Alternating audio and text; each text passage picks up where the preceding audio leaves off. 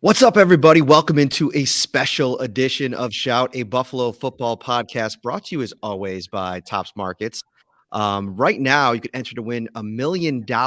Each week, Kings Hawaiian is pitting two cities, sliders, against each other in the ultimate showdown, and you get to help decide the winner. Vote weekly for your favorite regional slider for your chance to win all season. Topsmarkets.com/redzone to enter. Special guest today, Ariel Helwani. Helwani, if you will. I Oh, feel like I haven't gotten a real heel vibe off of you lately. I think you got to drop a crazy promo or something. oh my. Well, you probably missed yesterday. A lot of wrestling fans are Ooh, mad at me. They felt the wrath of Helwani. We don't need to get into all of that nonsense. But look, I don't live a Helwani lifestyle. But if if you come at the king, you best not miss. And so I sometimes love he it. comes out. What can I say? Well, the Bills will be going at the King this weekend. Obviously, traveling back to Arrowhead. They got a Good Super Bowl. It's transition it's by a great broadcaster. But he ain't no king. All right, let me tell you. I didn't see him in the Super Bowl last year. He ain't no king. You know what we're missing? I think Adam Shine did a great job with Nick Wright recently on a podcast, but I think we need to see a little Ariel v. Nick Wright. That could be Lay the a smackdown on fun his one. ass. Adam Shine is the man, but he doesn't represent Bills Mafia. I mean, I know he's a Josh guy, he's a Syracuse guy. I get it, but he's not like a lifelong Bills fan, right? No, I think he's just coming aboard the train with the Josh Allen. That's fine. I mean, look, Yeah. we got a lot of room on this bandwagon. I felt it myself. Everyone's very welcoming. Everyone's very accommodating. I think sometimes Bills Mafia gets a bad rap, but this is a revenge game. I feel it. We owe them something, and I can't wait to see what they're going to do on Sunday. We owe them something very special, and I feel like this is the moment where the Bills will plant their flag. By the way, had a great performance against the Chiefs last regular season. That felt like a moment too. Obviously, the season didn't turn out the way we wanted it to, but times are different now, as we saw on Sunday. Times are very different. Remember what the Steelers did to the Bills last season? Times are very different this year. So, thank you so much for taking some time to do a little podcast here to talk about your experience in Western New York last Sunday. We're going to get into that. For those of you that don't know, I met Ariel Helwani during my time with the UFC. Somebody I've always looked up to quite a bit. I think you do a great job in your space and in the media world, and it's been a really cool thing since coming back to cover the Bills, getting a chance to kind of talk to you a little bit more, build a little bit more of a relationship. Um, and now it's kind of been cool to watch your dreams come true, really, Yeah. in a way, with this Bills team. That when I came back to the team, I always tell people the story. In 17, I was sitting there in a sports book in Vegas watching them break the playoff drought. Right, I was with Adam Hill, actually, former Bills fan, which that's a whole other side story. We don't have to get into What a that right now. disaster. But once you start covering the team, as you know, I mean, you can't really have the iron in the fire. And so it's been cool to watch your experience. I saw you on the sideline before the game. This was your first home Bills game. What was the experience like? Oh my God, so many emotions. What a trip. And yeah, you're right. I try to be as fair and unbiased and balanced as possible in my regular life. So to be able to be an Uber fan with, all the biases in the world and be crazy and say crazy things is a lot of fun. I'm not going to lie. It's a lot of fun to just be an Uber fan and to just let my hair down, so to speak. So yes, I have been talking about going to a game for a very long time. I've been a fan since Super Bowl, Giants, Bills, 1991. That's when I first fell in love with the team. We spoke a bit about my history with the team, and I'm never the kind of guy, like, I don't take a lot of road trips. I like to watch games at home. I'm Mhm. always that sort of guy. Sporting events, I'm not a big sports bar guy. Like when my favorite teams are playing, I don't go to a sports bar to watch. I like to be by myself. That's just the kind of fan that I am. However, obviously the Bills are doing great this year, last year, the last couple of years. And I turned 40 in July, and my wife asked me what I wanted to do, what kind of party, what kind of thing we want, a trip, who do we want to invite? And I said to her, you know what? I want to go to a Bills game. I want to go to a Bills home game. And when they released the schedule, I noticed that on October 10th, it would have worked out perfectly. Holiday. on the Monday. Usually I can't go to, I never travel somewhere because I do a show on Monday. I've been doing it for 13 years. So, it just never worked out. But this worked out perfectly. My kids were off, Canadian Thanksgiving. It just seemed like a great time.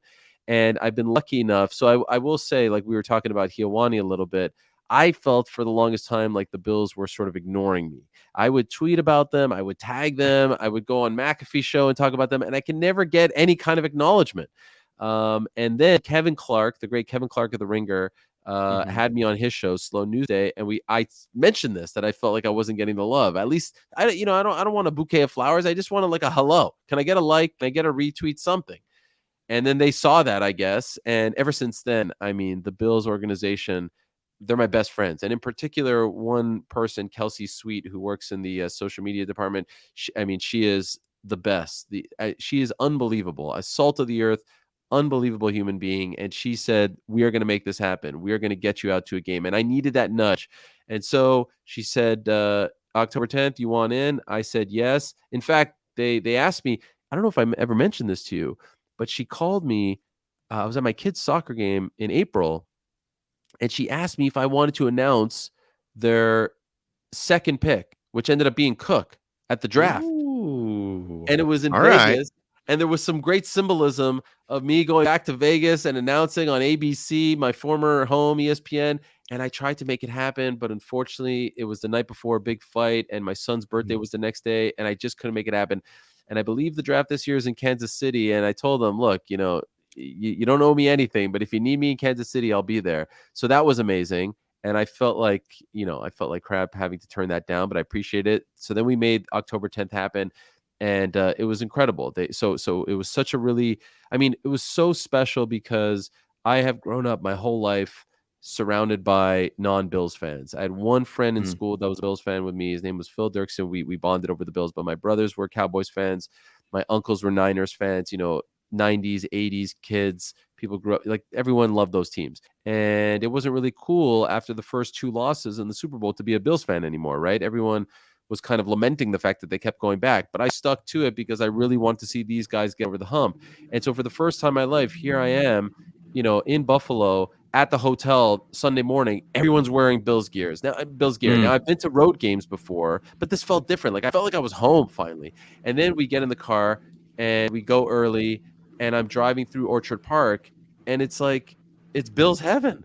I mean, people have told me about it, but everyone's out on their lawns, partying, eating, drinking, having a great time. The vibe is so good. I mean, I felt it was like almost like this out of body experience. I truly felt like I was among my people. And then you park the car and you see the stadium.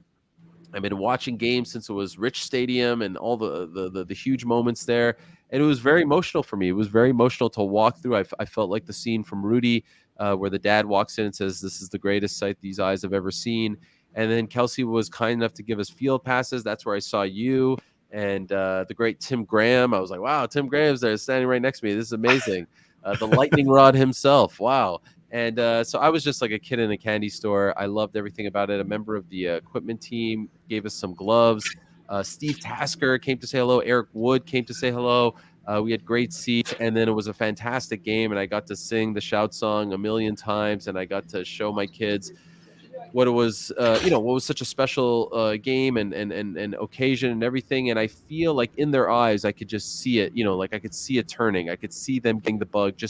I knew once they would experience it, they would finally be all in. That night, they wanted to play for 90 minutes outside the hotel and pretend that they're Josh Allen and Stephon Diggs, and it was just great. I was like, yes, it worked. They're not going to be Giants fans. They're not going to be Jets fans. They're not going to be Cowboys fans. They're going to be freaking Buffalo Bills fans. So it was amazing. I could literally talk about this for an hour. I don't want to go too long, but yeah, it was really special, and I'm very very thankful, and I can't wait to go back. So I feel like I let you down a little bit because I saw that you were bringing the kids to the game, and I should have sent you a little note. I don't know what you did before the game, but the tailgate scene can be a little bit rowdy for Mhm. the young tykes. So take us through that. Okay. What was your pregame experience like? What were you able to do? Because depending on where you went, you could probably take the kids around to some of it. So yes, we got there at around 10:45, and the on-field experience, which to me was once in a lifetime, Oh started yeah. at 11. And so I really wanted to get there on time to because I didn't know what to expect. I didn't know if freaking Mhm. Josh Allen is going to come up and shake our hands. Diggs is throwing the football around to everyone, and I just wanted to experience that. So, truth be told, I don't drink or anything like that, and I'm Right. I'm not a big eater and all that. So, I showed them around, but then I wanted to get there for 11, and so most of the pre-game stuff, if you will, was on the field, standing right next to you, because I felt like, hey, we could go to another game and do the tailgate thing and go crazy, but when are we going to get field passes again? So I wanted to maximize all the time. So I hope this doesn't disappoint anyone, but there was no jumping through tables or anything crazy like that. I wasn't eating a pizza out of a file cabinet or squirting ketchup all over myself. Nothing like that. But it was incredible to just kind of like walk through it, and then we went inside because I wanted to experience the on-field stuff. No, you did it the right way. I mean, having that experience is something that I think any Bills fan would choose to kind of experience, as opposed to what you could probably you got to preview it. I mean, driving through it, it starts a mile away from the stadium, and Amazing. actually, I've been talking about this with a couple of my peers. How crazy the drive-in has been this past year for the two home games already. I mean, it took me usually, like I told you before, I'm about 15 minutes away. It took me, and I left. I think I got to the stadium. I left my house at like 8, and it took me an hour and 5 minutes to get from my door Wow. to my parking spot. So it's just what happens is I think you got 70,000 that are coming to the game, but then you got probably another 10 to 20,000 people that are just coming down to have a party from Yeah. 7 in the morning till 1. So it's quite a scene. It's amazing, and, honestly, I felt even when we were in the stadium, the night before I went to a Blue Jays playoff game. We don't need to get into that debacle, but, my son said to me like, "Oh, the crowd a little different here than the Jays baseball game." And, yeah, they are a little different, but, I didn't feel uncomfortable. I didn't feel like, we were outsiders. I didn't feel like they were hearing bad things, and, I will be honest, we had very good seats. I was actually sitting in front of, Shaq Lawson's family, his mom, his Hmm. wife, his daughter. So that was a pretty cool thing to experience, the game from their vantage point. But everyone was just so nice and welcoming. And because I was on One Bills Live on Friday, a lot of people who I think had no idea who I was or what I do for a living came up to me and were like, "Welcome to Buffalo. Welcome to the stadium. Welcome. How's your first experience?" People were coming. I saw you on One Bills Live. I was like, "Wow, this is amazing." I couldn't believe how it all played out. Mhm. I think because I watched that, by the way, your One Bills Live hit, you know how YouTube kind of feeds you content based on what you watched? I don't know what it is, but the last 3 or 4 days, all I've gotten is Ariel versus Dana White videos in my Oh no, feed on YouTube, like, all of those, like, compilations, gosh, and I'm which I just had like, nothing and to do with.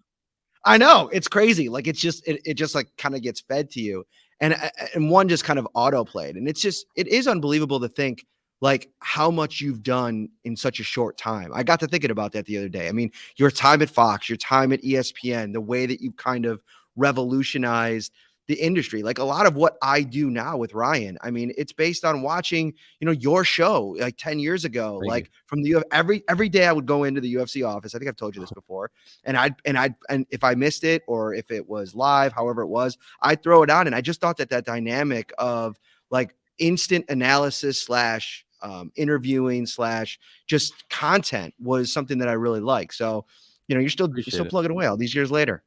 Still plugging away. Try as they might, they Mm. try to get rid of me, but I'm still here. And yeah, we weren't really allowed to talk back then when you were working for the UFC, but now we could be Yeah. friends. We could come out of the closet with our relationship. It's all good. I'm very happy with the way things are. No issues.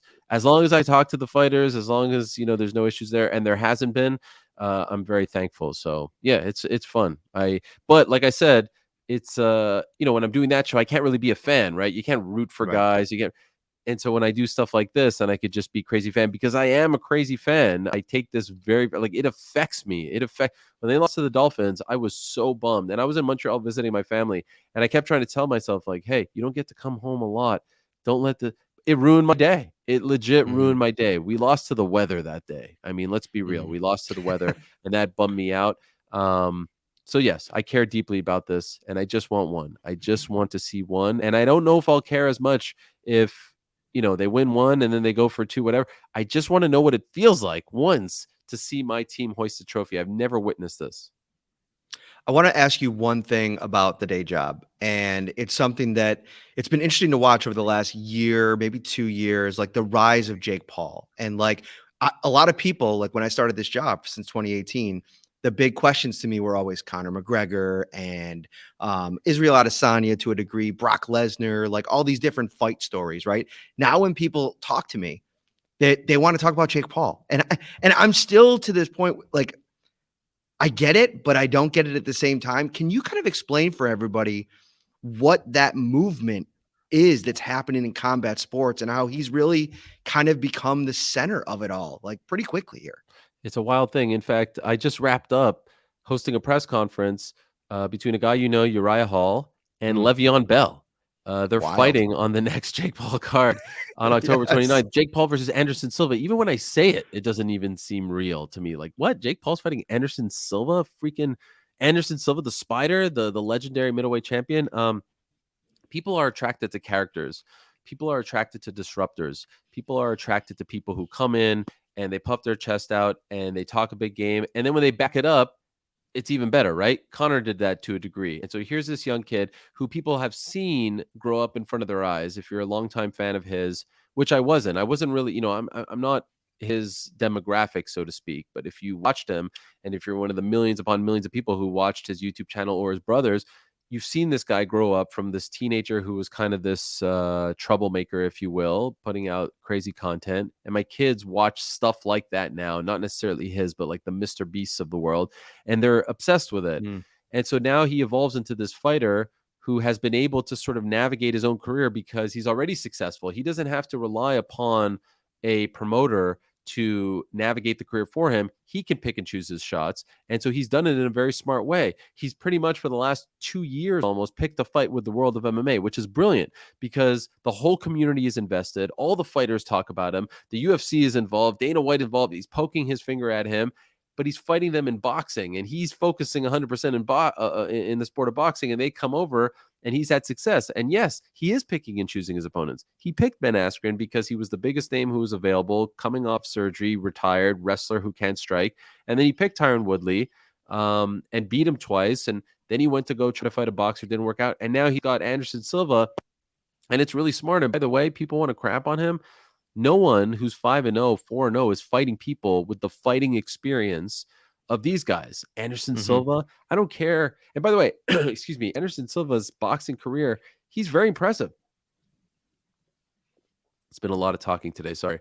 Um, Anderson Silva's boxing career has been very impressive. He beat Julio Cesar Chavez Jr. Excuse me. He looked incredible in that fight. And it's no gimme that Anderson's going to beat him. And it's no gimme that Jake is going to. It's a 50-50 fight. So it's just been really cool to see this guy come in there and disrupt things. Sorry, I'm losing my voice now. And it's because he's kind of this crap talker who stirs things up. Mhm. Um, I'm gonna get you out of here in a second. Get some hot tea or something. You're struggling a little bit. Yeah, sorry. But yeah, it's all I can just imagine. I want to go back to the game quickly. Sunday, you picked a good one to come to. They don't all end up going like that. I mean, the week before it was a slog a little bit for this offense.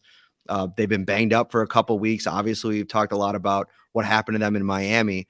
But what were your takeaways from watching not only like this offensive display, but what this defense was able to do, to another rookie quarterback? Look, I'd be lying if I said that I was worried going into this game. Rookie quarterback, Steelers aren't what they once were. But as you know very well, sometimes you play down to the competition. And so I was worried that they were going to play down to the competition. I wasn't overly impressed. I haven't been impressed with their first halves this year. If I could nitpick about something, I feel like we really haven't seen the best from them in the first half. And so I was wondering, how they would look in this first half if they would play down to this inferior team. First two plays happen, I was like, "Uh-oh, this isn't great." And then the third play, and it's like, this is incredible. This is magical. And then they recover the fumble. I know they missed the field goal, but I just felt like it was really important for them to assert their dominance, especially in that first half. This isn't going to be a game where we play down to any opponent. We're going to plant our flag. We're going to be the alpha males here. first day home game, if you will. I thought that they were exquisite. And what Josh did, especially in that first half, almost 400 yards, 4 touchdowns, and the way he spread the love, so to speak, among the receivers, and the defense was phenomenal, just suffocating Pickett, not letting him get anything going, no momentum whatsoever. It was just incredible to watch. And to me, the big question for this team, obviously the injuries are worrisome. And you really hope that they can, get back on track as far as getting the squad as healthy as possible. And I'm very excited about Tre'Davious White potentially coming back soon. But my biggest concern right now, if I'm being honest, is the run game. I really Mm. feel like you need a star running back to win a Super Bowl. And they've got this three-headed monster right now, which, they have their moments, but I'd be lying if I say I feel like it's, a top-notch, running team, so to speak. Seeing Cook score his first touchdown, especially since I was going to announce that draft pick, was pretty damn cool, and I have high hopes for him. I know his Bills career didn't start off so great with the fumble, but maybe he could be the guy. I'm really curious to see if they do anything, if they're able to pick anyone up, or if they're going to go with this three-headed monster. That to me is the big question. And so it was nice to see Cook get a touchdown.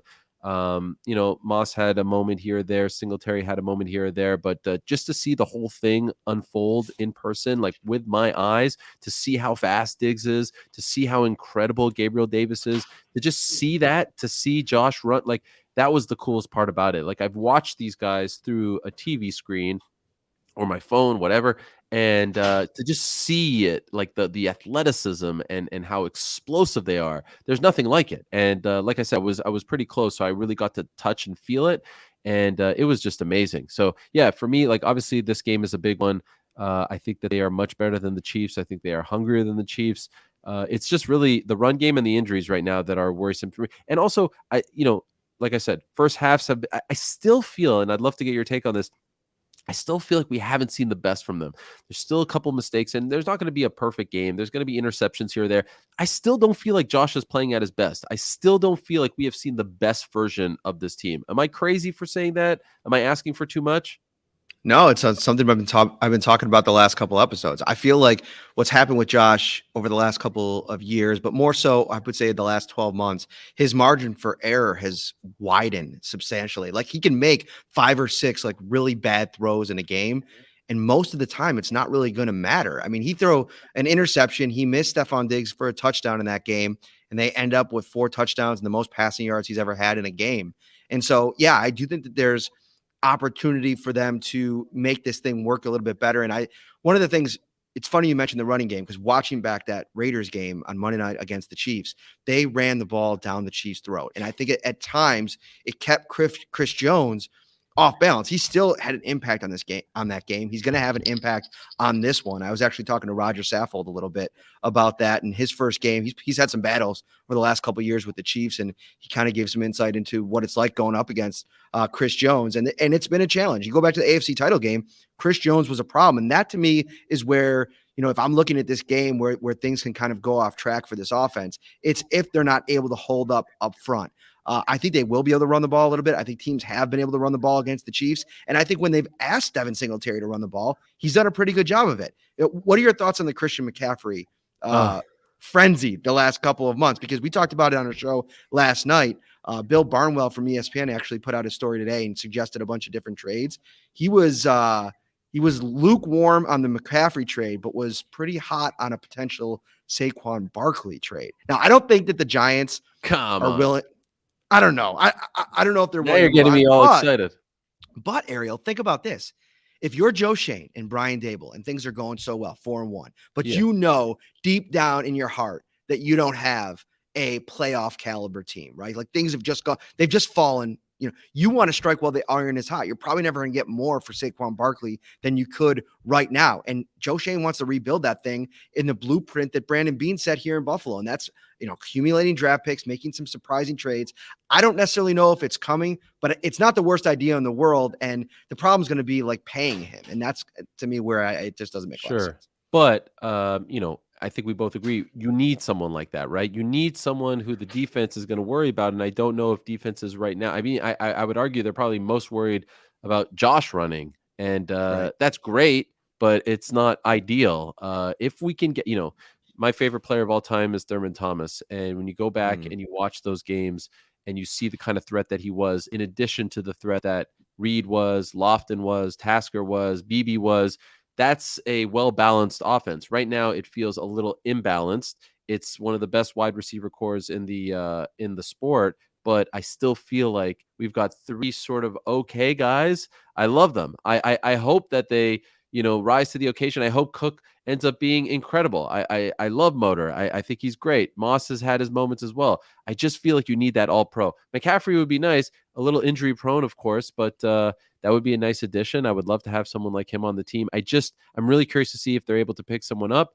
And by the way, Odell, are they going to get Odell? Is this a thing? Do we need Odell? At first, I thought I they mean, didn't. Now with the injuries, I feel like they do. What do you think? I think that they could use the Odell that was playing in the playoffs last year. Sure, like Yeah, why not make him a part of the situation? But the problem is, I think that there is some unknown about what he is going to be when he comes back. All right, if he's ready to start practicing in early December, when will he be able to kind of be full go? Maybe you expect him to get back to what he was by the end of January, but I he came off this injury before, and it took him a little bit of runway to get back to a competitive place. Things didn't go well for him in Cleveland. Obviously, a different situation than the Rams. But I think adding talent, I'm never out on that if I'm Brandon yeah, Bean. So we'll see where that goes. But one thing I want to throw at you real quick about this running back thing before I sure. ask you one more question. Do you think? Tell me right now, just not knowing the actual stance. Do you think Devin Singletary has had one season in his first three with more than 200 carries? Would you say No, yes or no? no. No. Do you know how many seasons that Thurman Thomas had with over 200 carries in his career? I feel like you're trying to get me to say something here. I will say 7. Close. 9 of his 11 Bills seasons were over 200 Yeah, carries. And he had, let me see here, two seasons with over 300 carries. And so I think that that's the part of this thing that people, fans especially fail to realize that I just don't think Devin Singletary or any running back has that kind of opportunity to carry the load. They're going to rely on Josh. Part of his game is him as a runner. And I think, when Devin Singletary's been at his best, he's been really good in this offense and he's had stretches of really strong play. Should they look to add a guy at that spot? I mean, it's a better question for them. I think adding talent's never a bad idea, but I don't think that's going to be the difference between winning a Super Bowl and not winning a Super Bowl, if that puts you all at right. ease at all.